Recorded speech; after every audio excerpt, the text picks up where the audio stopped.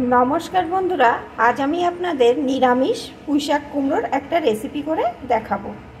तार जोन्नो एखाने आमी किछुटा पुঁইশাক डाटा पाता शुद्धो केटे निয়েছি আর নিয়েছি एक टुकरो कुमड़ो टुकरो करे और एकटा आलू छोटो छोटो टुकरो करे केटे निয়েছি। এখন আসুন বন্ধুরা একটা লাইক দিয়ে ভিডিওটি ফুল ওয়াচ করুন কিভাবে আমি এই টেস্টি নিরামিষ কুমড়ো পুঁইশাক রান্না করি। রান্নার জন্য কড়াইয়ে আমি পরিমাণ মতো সরষের তেল বসিয়ে দিয়েছি। তেলটাকে ভালো রকম গরম করে নিয়েছি। এখন এর ভিতরে দিয়ে দেবো দুটো শুকনো লঙ্কা, একটু পাঁচফোড়ন।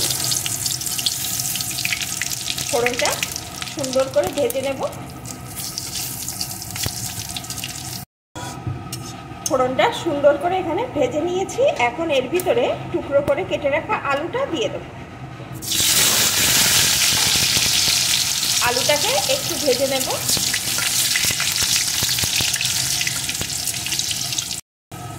আলুটা এখানে একদম সুন্দর করে ভেজে নিয়েছি। এখন কেটে রাখা কুমড়োটা এর ভিতরে দিয়ে দেব।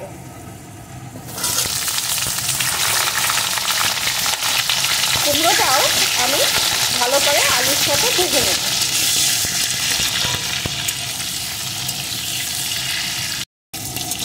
আলুর সাথে কুমড়োটাও সুন্দর করে ভেজে নিয়েছি। এখন আমি পুঁইশাকটা দিয়ে দেব।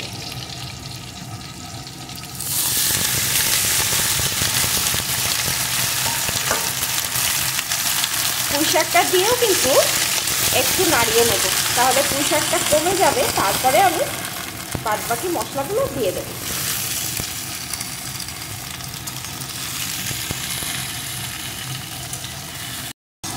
বেশ কিছুক্ষণ আমি নাড়িয়ে রান্না করে নিয়েছি। এখন দেখুন পুঁইশাকটা কমে কতটুকু হয়ে গেছে। এখন এক এক করে আমি মশলাগুলো এর ভেতরে দিয়ে দেব। দিয়ে দেব একটু থেতো করা আদা, কয়েকটা চেরা কাঁচা লঙ্কা, পরিমাণ মতো হলুদ গুঁড়ো, স্বাদ অনুযায়ী লবণ। এখনও কিন্তু পুঁইশাকটা কমে যাবে, তাই সেই বুঝে এখানে লবণটা দিতে হবে। এখন ভালো করে আমি এইভাবে নাড়িয়ে নাড়িয়ে আরও কিছুক্ষণ রান্না করে নেব। আর বন্ধুরা, আমার পুঁইশাকটা কিন্তু একদম কচি ছিল, তাই আমি ডাঁটা পাতা একসাথে দিয়ে দিলাম। পুঁইশাকটা যদি একটু বড় হয় বা শক্ত হয় ডাঁটাগুলো, তাহলে আগে ডাঁটাগুলো দিয়ে এইভাবে নাড়িয়ে রান্না করে নেবে, তারপরে পাতাগুলো দেবে। তাহলে কিন্তু রান্নাটা ভালো হবে।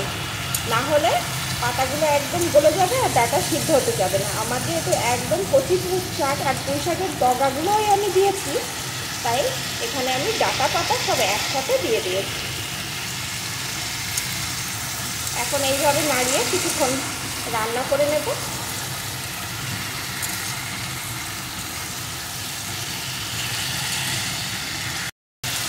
বেশ কিছুক্ষণ আমি পুঁইশাকটা রান্না করে নিয়েছি। পুঁইশাক দিয়ে যে জলটা বার হয়েছিল সেই জলটা কিন্তু শুকিয়ে গেছে, আর পুঁইশাকটা কিন্তু এখানে অর্ধেকটা পরিমাণ সিদ্ধ হয়ে গেছে। এখন আমি এর ভিতরে একটু জল দিয়ে দেবো, যাতে পুঁইশাকটা পুরোপুরি সিদ্ধ বা রান্না হয়ে যায়।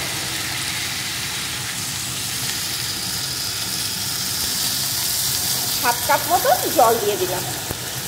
এখন আরও কিছুক্ষণ রান্না করে নেব।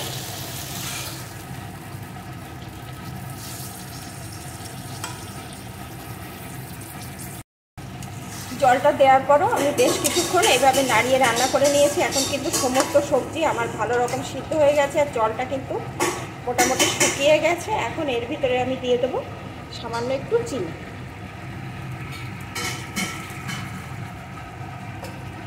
এখন আরও একটু এইভাবে নাড়িয়ে রান্না করে নেব।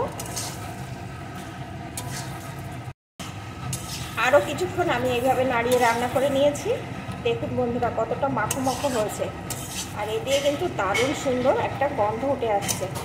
এখন এটার স্বাদ আর গন্ধ আরও বাড়িয়ে তোলার জন্যে আমি এর ভিতরে দিয়ে দেব একটু ভাজা জিরের গুঁড়ো, যেটা আমি গোটা জিরে শুকনো কড়ায় নেড়ে গুঁড়ো করে রেখেছিলাম।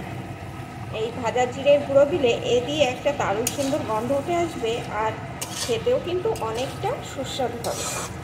এখন একটু ভালো করে মিশিয়ে নেব। আর কিন্তু আমি বেশিক্ষণ রান্না করব না, কারণ রান্নাটা কিন্তু আমার হয়ে গেছে। শুধুমাত্র এই জিরের গুঁড়োটা সব জায়গায় যেন ভালো রকম মিশে যায় সেইটুকুই নাড়িয়ে নেব।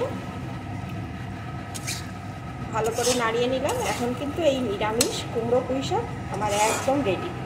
এটা আপনারা ডালের সাথেও খেতে পারেন, রুটির সাথেও খেতে পারেন, গরম ভাতের সাথে, যার সাথেই খান না কেন অসাধারণ খেতে লাগবে। নিরামিষের দিনে যদি এইভাবে রান্না করেন দেখবেন কতটা সুস্বাদু হচ্ছে। এখন এটা আমার রেডি, আমি নামিয়ে নেব। বন্ধুরা, আমার রেসিপিটি আপনাদের কেমন লাগলো প্লিজ কমেন্ট করে জানাবেন। ভালো লাগলে কিন্তু লাইক দিয়ে দেবেন।